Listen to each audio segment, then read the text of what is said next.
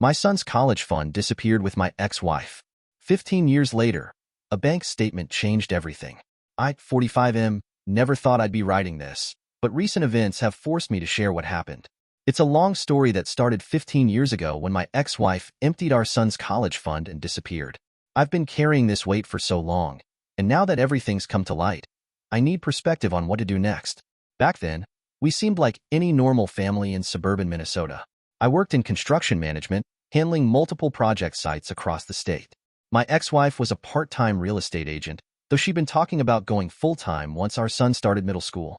We had a 7-year-old boy who was our world smart, always bringing home art projects from school, obsessed with dinosaurs and space.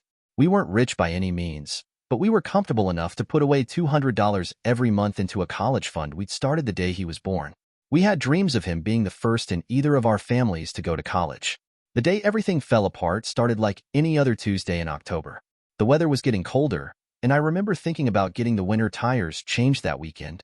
I came home from work around 6 p.m., expecting to find dinner being made and my son doing homework at the kitchen table. That was our routine. Instead, I found an empty house. No shoes by the door, no backpack thrown on the couch, no smell of cooking. Just silence and a note on the kitchen counter that read, "I'm sorry, but I can't do this anymore." That was it. No explanation, no goodbye, nothing about our son. I still have that note, crumpled in my desk drawer. The next few hours were a blur of panic and confusion. I tried calling her phone. It was already disconnected. Called her workplace. She quit 2 weeks ago.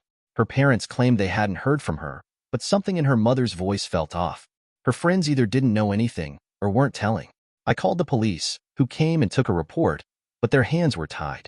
Since she was a legal guardian, taking our son wasn't kidnapping. Without signs of immediate danger, there wasn't much they could do besides file a missing persons report. Then I checked our accounts, and my stomach dropped. The college fund, $17,000 we'd saved over 7 years of careful budgeting, was gone. So was half of our joint savings. She planned this, probably for weeks or even months. Later, I found out she'd been secretly selling our valuables too. Her jewelry, some electronics, even the gold coins my grandfather had left me. She'd been methodically preparing for this escape, right under my nose. The divorce papers came 3 weeks later, through her lawyer. She'd already established residency in another state. I couldn't afford to fight a long-distance legal battle, especially after discovering she maxed out our joint credit cards before leaving. The judge awarded her primary custody because I worked long hours with an irregular schedule, and there's still this prevailing belief that children should be with their mothers. I got visitation rights, but she moved 3 states away, making it nearly impossible with my work schedule and financial situation. Child support payments were set up, but I never saw proof of where the money went. For 15 years, I sent those checks faithfully. Even when I could barely afford rent, even when I had to take a second job doing weekend construction work, I never missed a payment. But I missed my son's entire childhood. I got occasional photos and brief phone calls on holidays, always supervised by her. She always had excuses why he couldn't visit: sports commitments, summer camps, part-time jobs, school projects. When he did talk to me, he seemed distant, uninterested. I began to wonder what she was telling him about me. During those years, I tried to rebuild my life. Got promoted at work, eventually started my own small construction company. Dated a few times, but nothing serious. The trust issues ran too deep. I went to therapy, trying to understand what I'd missed, what signs I should have seen. Kept tabs on my son through social media once he was old enough to have accounts. Watched from a distance as he grew up, played basketball, went to prom, graduated high school. Every milestone I should have been there for, reduced to photos on a screen. Then last week, something incredible happened. I got a bank statement I wasn't supposed to see. It was mailed to my old address, but the new owners, bless their hearts, forwarded it instead of tossing it. The envelope looked official, from the same bank where we'd opened that college fund 15 years ago. Inside was a quarterly statement for an account I didn't know existed. It had been opened exactly 1 month before she left, with an initial deposit of exactly $17,000, our son's college fund. But instead of being spent, that money had been sitting there gathering interest for 15 years. The current balance was over $32,000. That's when everything clicked into place. The account was in her name, but with our old joint mailing address. She transferred the money, thinking I'd never find out. All these years, she'd been telling our son that I'd abandoned them, that I'd wasted his college fund on gambling debts. She'd even told him I'd refused to pay child support, while I worked myself to the bone making those payments. He believed her. Why wouldn't he? He was just 7 when she left, too young to question the story she fed him. I immediately called my lawyer, hands shaking so bad I could barely hold the phone. The bank confirmed the money's origin after some investigation, and we're building a case. But here's where it gets complicated. Our son is starting college this fall. He still believes I'm the deadbeat dad who squandered his future. Finding out the truth now would shatter his relationship with his mother, but keeping quiet means letting him continue believing a lie that destroyed our relationship. Last night, I got a call from my ex-wife. First time I'd heard her voice in almost a decade. She was crying, begging me not to tell him. Said she'd pay me back double what she took.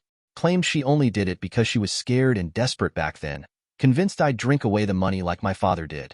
She said telling him now would only hurt him, that he's happy and doing well, that dredging up the past would just cause unnecessary pain. Maybe she's right. Maybe knowing would only damage him more. He's about to start college, begin his adult life. Finding out his mother deliberately destroyed his relationship with his father, lied to him for 15 years, and stole money meant for his future. That's a heavy burden to put on a young person's shoulders. But don't I owe him the truth? Don't I deserve a chance to show him who really cared all these years? I've drafted an email to him explaining everything, with the bank statements and other documentation attached. But my finger has been hovering over the send button for hours. My new wife says I should tell him that he's old enough to handle the truth and make his own judgments. My therapist suggests meeting in person instead of sending an email. My lawyer wants to use this as leverage in the case he's building. Everyone has an opinion, but none of them have to live with the consequences of destroying a young man's trust in his mother. What kills me is remembering how close we were when he was little. He used to sit on my shoulders at the hardware store, helping me pick out tools for weekend projects. We had this ritual of reading dinosaur books before bed, and he'd always correct my pronunciation of the long names. Now he's a stranger who thinks I abandoned him, and I have the power to either maintain that lie or potentially traumatize him with the truth. Some part of me wants revenge, wants my ex-wife to face consequences for what she did to us. But is that worth hurting our son in the process? Would knowing the truth help him heal from abandonment issues he might not even know he has? Or would it just destroy what family stability he thinks he has? Update. Thank you all for your responses. After reading your comments and speaking with my lawyer and therapist, I've decided to tell him. Not through email. I'm driving to his city next weekend. He deserves to hear this in person, with proof in hand. My new wife is coming with me for support, but will wait at the hotel while I talk to him. I've asked to meet at a quiet coffee shop, neutral ground. Whether he forgives either of us isn't the point anymore. He deserves to make his own choices based on the truth, not lies. Yes, it might hurt him, but continuing to protect him from the truth means being complicit in his mother's deception. He's an adult now, capable of processing difficult truths and making his own judgments. And to those asking about legal action, yes, we're pursuing it. The bank statements prove the money was fraudulently transferred, and my lawyer says we have a strong case for both the original amount and the interest it earned. The statute of limitations hasn't expired because the fraud was only recently discovered. But honestly, the money isn't what matters anymore. What matters is my son knowing that his father never abandoned him or wasted his future. The rest is just details. I'll update again after the meeting if people are interested. Right now, I'm just trying to figure out what to say to a young man who has 15 years of carefully constructed lies to unravel. Wish me luck. Thank you for watching. If you enjoyed this story, please hit that subscribe button. Don't forget to give it a thumbs up and share it with friends or family who might enjoy it too. Your support means a lot. And if you have any thoughts, questions, or story ideas, drop them in the comments below. I'd love to hear from you. See you in the next story.